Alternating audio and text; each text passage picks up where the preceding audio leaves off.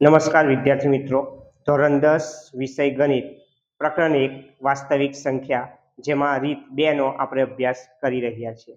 વિદ્યાર્થીઓ, અવિભાજ્ય અવયવીકરણની રીતે ગુસા અને લસા મેળવવાનો આ છેલ્લો દાખલો છે. તમને આ દાખલાની અંદર ગુસા અને લસાના સંબંધનો ઉપયોગ કરી કિંમત મેળવવાની છે. તો વિદ્યાર્થીઓ, આ દાખલાનો ગુણભાર 1 રહે છે. ગુસા 306 અને 657 એનો ગુસા આપણને 9 આપેલ છે. તેના પરથી 306 અને 657 નો લસા મેળવવાનો છે.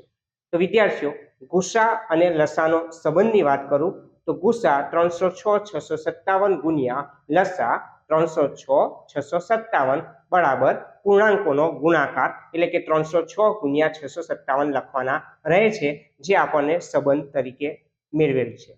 વિદ્યાર્થીઓ, હવે લસા 306 657 ને કરતા બનાવીએ, એટલે કે અને કરતા બનાવીશું તો આ જે ગુણાકારનું પદ છે એની સાઈડ ચેન્જ કરતા તે છેદમાં જશે, એટલે કે 306 ગુણ્યા 657 એના છેદમાં આપણે ગુસા 306 657 લઈ જવાના રહે છે.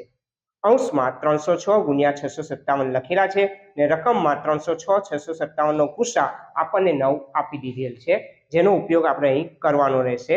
એટલે 306 ગુણ્યા 657 છેદમાં 306 657 નો ગુસા રકમમાં 9 આપેલ છે.